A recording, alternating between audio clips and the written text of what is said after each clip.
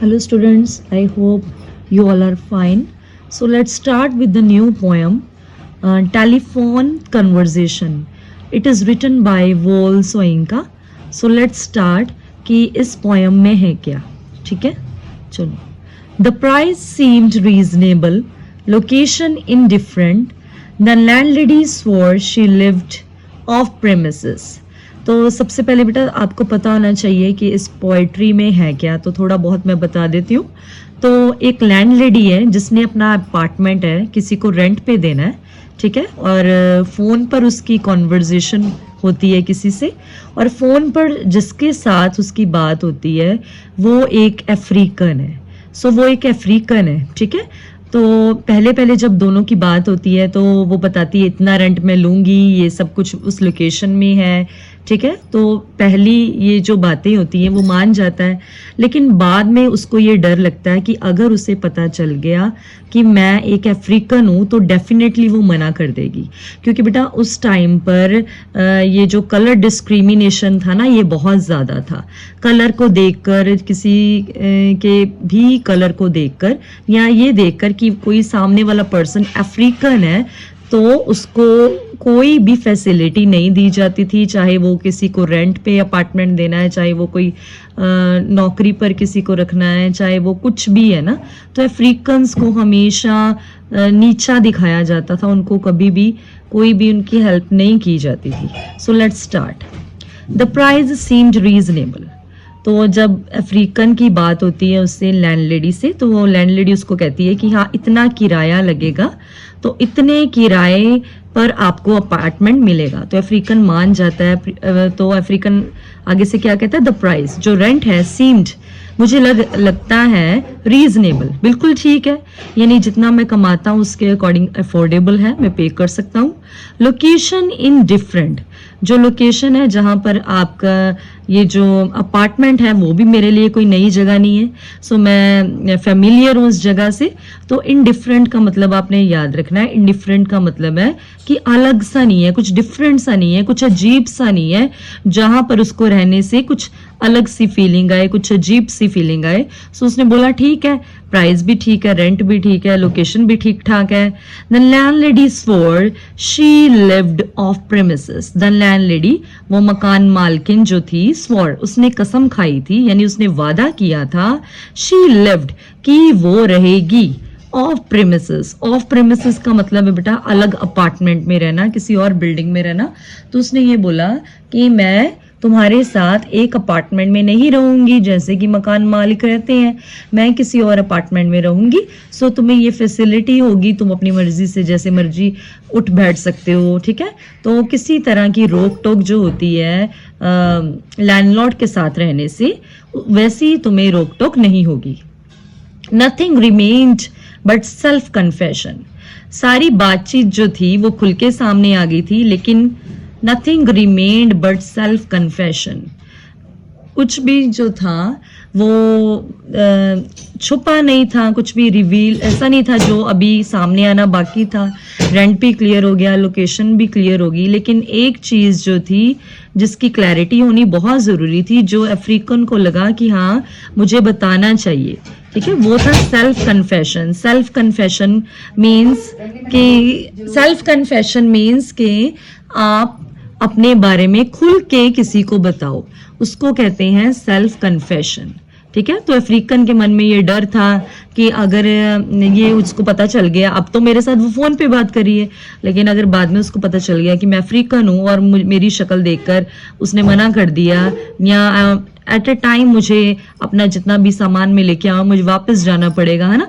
तो इन चीज़ों से डरकर उसने बोला कि उसने ये सोचा कि अभी सेल्फ कन्फेशन मेरे बारे में बताना अभी रहता है.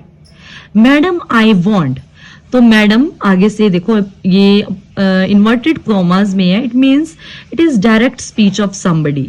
तो आगे से उसने बोला कि मैडम आई वॉन्ट, मैं आपको पहले ही एक चेतावनी दे रहा हूं, आपको पहले ही बता रहा हूं कि I hate a wasted journey.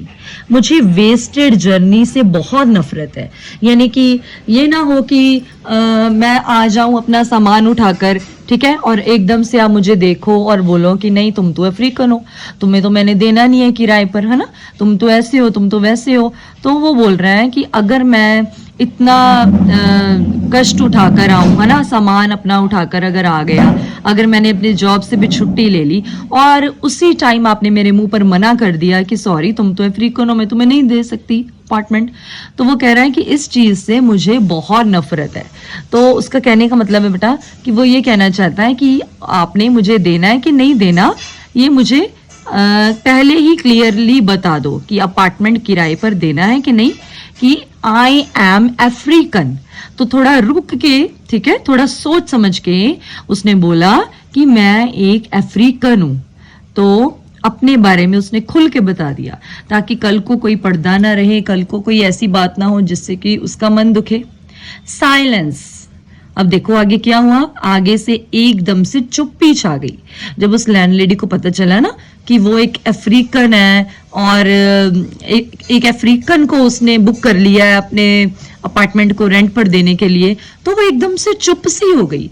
जैसे बेटा होता ना कि हमें कोई ऐसी बात पता चलती है कि हमने कभी एक्सपेक्ट नहीं किया हो, अनएक्सपेक्टेड बातें हो, है ना, तो एकदम किसी के सामने हम उसके मुंह पर नहीं बोल सकते, लेकिन अंदर से हमें धक्का लगता, अंदर से हमें सोचते हैं कि ये क्या हो गया, मैंने क्या सोचा था और ये क्या बन गया, है ना। तो इस सिचुएशन में हम हैंग हो जाते हैं, थोड़े से हम चुप से हो जाते हैं। Silenced transmission of pressurized good breeding. तो क्या हुआ कि पहले वो बहुत पोलाइटली बात कर रही थी, ठीक है, उसकी आवाज से ऐसा लग रहा था कि वो 100% श्योर है अपना अपार्टमेंट उसको रेंट पे देने के लिए। लेकिन अचानक से क्या हुआ, साइलेंस्ड ट्रांसमिशन, एक ऐसा ट्रांसमिशन हुआ दोनों के बीच में कन्वर्सेशन का, ठीक है, वो साइलेंस्ड ट्रांसमिशन यानी कि चुप सा ट्रांसमिशन हुआ उसकी तरफ से of pressurized good breeding. Pressurized good breeding, good breeding का मतलब होता है जब आप किसी से वेल मैनर्डली बिहेव करते हो, when you are well mannered to somebody, when you are speaking politely to somebody, that is a good breeding behaviour, ठीक है। और जब आपको ये पता चलता है कि हाँ वो इंसान तो वैसा नहीं है जैसे आपने सोचा था, तो तब आप एक बोझ के तले दब जाते हो, है ना, आप थोड़े से प्रेशराइज्ड हो जाते हो, आपके दिमाग पे बोझ सा पड़ जाता है कि ये क्या, मैंने तो क्या सोचा था, ये क्या बन गया। तो एकदम से उसके दिमाग पे बोझ सा पड़ गया कि अब मैं इसको मना करूं तो कैसे करूं, ठीक है। तो इसी वजह से अब उसकी तरफ से जो ट्रांसमिशन हो रहा था सिग्नल का, कॉन्वर्जेशन का, वो साइलेंस्ड हो गया कि चुप सी हो गई वो। वॉइस व्हेन इट केम, और थोड़ी देर चुप रहने के बाद जब उसके मुंह से आवाज निकली, ठीक है, तो अफ्रीकन ने ऐसा सोचा ये क्या, अभी तो मुझसे बहुत प्यार से बात करी थी, एकदम से चुप हो गई, इसको क्या हो गया। और जैसे ही उसके मुंह से आवाज निकली तो उसको अफ्रीकन को ये महसूस हुआ कि वो एक एरिस्टोक्रेटिक लेडी है। एरिस्टोक्रेटिक होता है बेटा जो थोड़ी रॉयल फैमिली से बिलोंग करता हो, ठीक है, जिसका रहन सहन थोड़ा अमीरों वाला हो, ठीक है, जो एक मिडिल क्लास फैमिली वाली लाइफ नहीं स्पेंड करता हो, उसको हम एरिस्टोक्रेटिक बोलते हैं, ठीक है, जो थोड़ा सा ऐश प्रस्ती से जीता है। तो उसकी आवाज में अब थोड़ा सा ना वो घमंड सा आ गया, क्योंकि उसको ये पता चल गया ना वो अफ्रीकन है। तो इस घमंड, जब किसी की आवाज में घमंड नजर आता है ना, तो उसका पैसा बोलता है बेटा, उसका रुतबा बोलता है, ठीक है। तो उसकी आवाज में जो घमंड था, उसका रुतबा, उसका लाइफस्टाइल बयान करने लग गया। तो अफ्रीकन को उसके बाद ये महसूस हुआ कि उसकी लाइफ, उसका लाइफस्टाइल जो था वो कैसा होगा। Lipstick coated, long gold rolled, cigarette holder piped, caught I was foully. तो बेटा ये वो चीजें बताई हैं जो कि उस अफ्रीकन ने, ठीक है, सोची होंगी कि हाँ वो ऐसी होगी, जरूर उसका लाइफस्टाइल कुछ ऐसा होगा। तो उसने जब उसकी आवाज सुनी, घमंड वाली आवाज सुनी, तो उसको पता चल गया कि जरूर उसने लिपस्टिक लगाई होगी। Long gold rolled cigarette holder pipe, एक लंबी सी सिगरेट वाली पाइप अपने हाथ में पकड़ी होगी गोल्डन कलर की। इट मीन्स कि उसको ये महसूस हो गया कि अमीरों वाले शौक होंगे उसके, ठीक है। जो अमीर लोग होते हैं ना बेटा, वो घर पर भी टिप टॉप बन के रहते हैं, फुली मेकअप लगा के रखती हैं वो लेडीज, ठीक है। वो ना इन चीजों को स्टेटस सिंबल मानते हैं। अल्कोहल जो है कंज्यूम करना, या और भी तरह के ड्रग्स वगैरह लेना।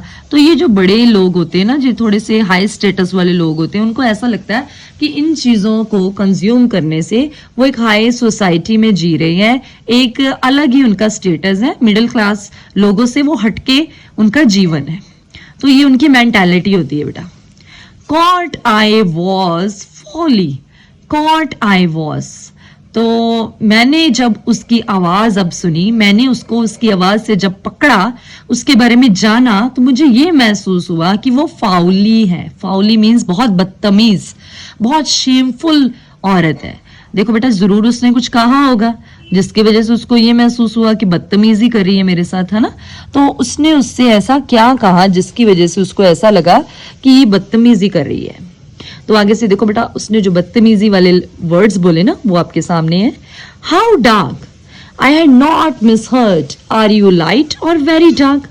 तो आगे से उसने बोला कि अच्छा तुम अफ्रीकन हो, तो ये बताओ तुम कितने डार्क हो, कितने काले हो। तो बेटा जब आपसे कोई ऐसे क्वेश्चन पूछेगा, आप खुद सोचो आपको कितना बुरा फील होगा, है ना। आपके दिल पे क्या बीतेगी कि कोई मेरे बारे में पूछ रहा है और मेरे कलर के बारे में ऐसी बातें कर रहा है ना। तो ऑब्वियसली बात है, हमारे मुंह पर जब हमारी कोई बेइज्जती करता है, हमें कोई नीचा दिखाता है, तो हम शॉक्ड हो जाते हैं, हम चुप से कर जाते हैं, क्योंकि हमारा अंदर से दिल दुखता है ना।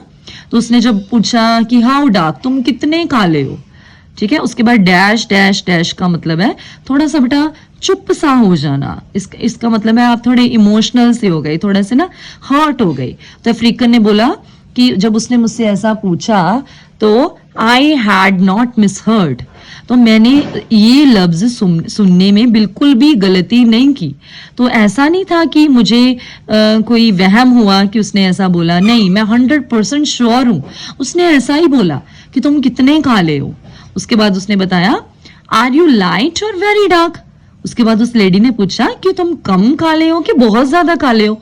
देखो, कोई किसी इंसान से ऐसी क्वेश्चन पूछेगा तो उसको तो बहुत बुरा लगेगा ना कि तुम कम काले हो कि बहुत ज्यादा काले हो। Button B, button A, stench of rancid breath of public hide and speak. So this sentence is really very important. Please note down कि जब उसने ऐसा पूछा कि तुम बहुत ज्यादा काले हो कि कम काले हो, तो अफ्रीकन को ऐसा लगा कि जैसे वो किसी कंपटीशन में खड़ा है और उसके सामने बहुत सारे ऑप्शंस रखे गए हैं और उन ऑप्शंस में से उसने कोई ऑप्शन है, कोई बटन है, उसको क्लिक करना है, उसको सिलेक्ट करना है, ठीक है। तो उसको ऐसा लगा कि जैसे वो मेरे सामने ऑप्शंस रखनी है कि बटन ए दबाओ, बटन बी दबाओ, जो सही है ना। तो उसको ऐसा महसूस हुआ कि मुझसे एमसीक्यूज वाले क्वेश्चंस पूछे जा रहे हैं और मुझे आंसर देने के लिए बोला जा रहा है। stench of rancid breath of public hide and speak. तो stench होता है बेटा बहुत गंदी smell, unbearable smell of rancid breath. rancid breath होता है जब किसी के मुंह में से गंदी सी बास आती है ना, गंदी सी बदबू आती है। तो बेटा ये जो गंदी सी बास उसके मुंह में से आ रही थी, उस लेडी के मुंह में से, इसका मतलब ये नहीं कि सचमुच में उसके मुंह में से बास आ रही थी। इसका मतलब ये है बेटा कि उसके जो अल्फाज निकल रहे थे मुंह से वो इतने बुरे थे, इतने बुरे थे कि वो किसी का दिल दुखाने के लिए काफी थे। तो जो बुरी चीजें होती है ना बेटा, वो हमेशा बास मारती है, हमेशा गंदगी फैलाती हैं। तो किसी का दिल दुखाना, किसी के मन को जलाना, है ना। तो ऐसी चीजों में से खुशबू तो आएगी नहीं, ऐसे अल्फाजों में से खुशबू तो आएगी नहीं। तो जो अल्फाज जहां से निकले हैं तो उस चीज से भी बदबू आएगी, ठीक है। तो उसके मुंह से निकले, इट मीन्स उसका मुंह जो था बास मार रहा था, क्योंकि उसके दिल में कड़वाहट थी, मैल भरी थी और उसके मुंह में से ऐसे गंदे लफ्ज निकल रहे थे किसी का दिल दुखाने वाले। तो उसके मुंह में से ऐसी गंदी बास आ रही थी जो कि गंदे लफ्ज यूज कर रही थी किसी का दिल दुखाने वाले। Of public hide and speak, कैसी बास थी बेटा वो ऐसी बात थी जो कि लोगों का दिल दुखाती थी, ठीक है। लोगों के लिए जो फीलिंग्स थी वो हाइड एंड स्पीक वाली फीलिंग्स थी। हाइड एंड स्पीक मतलब कि अपने दिल में कुछ और रखना और किसी के सामने जब बात करना कुछ और बिहेव करना, यानी कि वो डिप्लोमेटिक काइंड ऑफ लेडी थी, ठीक है। वो हमेशा दो तरीके से बिहेव करती थी। अगर उसको ये पता चलता था कि सामने वाला इंसान पैसे वाला या ऊंची जात का है तो वो पोलाइटली बिहेव करने लग जाती थी, है ना। जब उसको ये पता चलता था कि सामने वाला इंसान बहुत छोटी जात का है या पैसे वाला नहीं है, गरीब है, तो एकदम से उसके मुंह में से घमंड भरे अल्फाज निकलने लग जाते थे, जिसकी वजह से उसको ऐसा लगता था कि हाँ ये घमंड से भरी हुई है। ठीक है, तो ये सेंटेंस का एक्चुअल मतलब ये है बेटा, जब भी अगर आपको ये क्वेश्चन आ जाए ना एग्जाम में, तो आपने इसकी एक्सप्लेनेशन ऐसे देनी है कि उसके मुंह में से गंदी बात आ रही थी उसकी ईगो की। ठीक है, उसकी ईगो की, उसकी सेल्फिशनेस की, उसकी क्रूएलिटी की, जो लोगों के प्रति ऐसी भावनाएं रखती थी जो छोटी जात के थे या जो रंग के काले थे। ठीक है, और जिससे ये पता चलता था कि वो लोगों के सामने कुछ और थी और दिल में कुछ और थी। ठीक है, तो ये है बेटा इसकी एग्जैक्ट एक्सप्लेनेशन।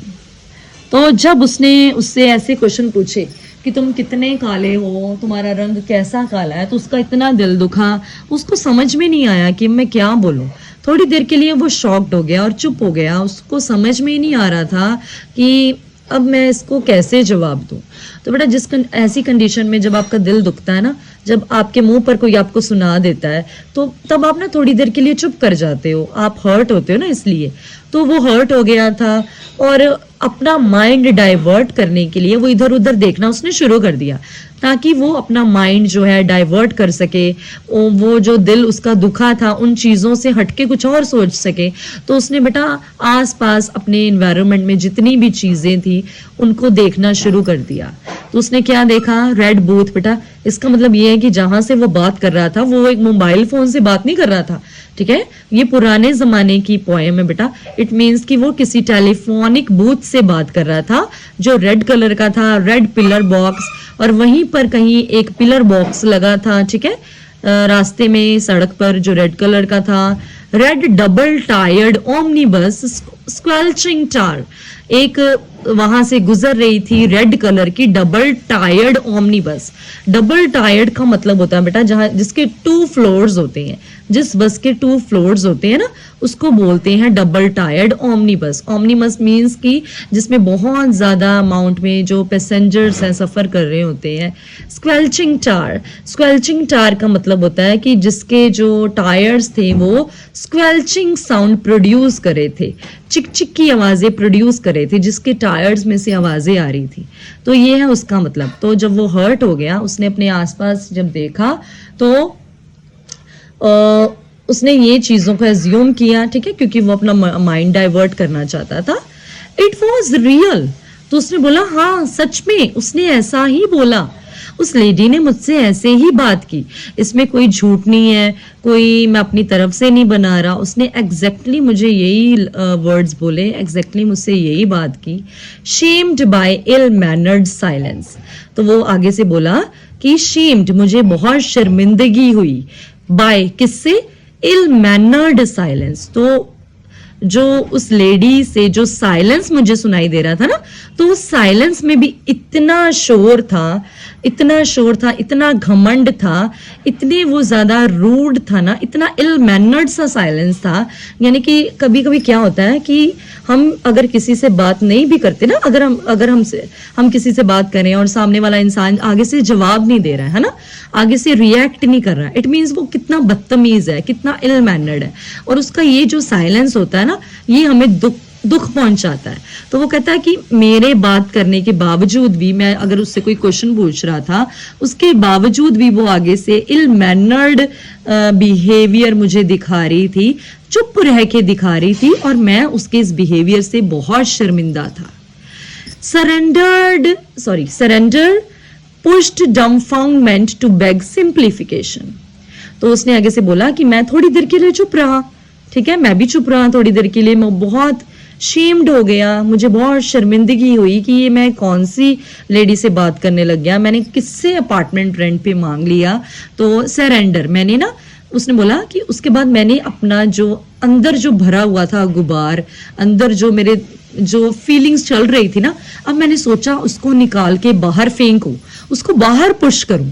तो उसने बेटा जो अंदर उसके जो फीलिंग्स चल रही थी, डम्फाउंडमेंट का मतलब कि वो शॉक की वजह से एकदम से वो जो डम सा हो गया था, चुप सा हो गया था, गूंगा सा हो गया था, लेकिन उस गूंगेपन के नीचे बहुत सारी फीलिंग्स अब घर कर चुकी थी। ठीक है, बहुत सारे सवाल जो थे वो उसके दिल में आ रहे थे। तो उसने आगे से सोचा कि हाँ, मैं चुप नहीं रहूंगा, मैं इसकी अकड़ का जवाब इसे जरूर दूंगा, इसका जो घमंड है उसको जरूर तोड़ूंगा।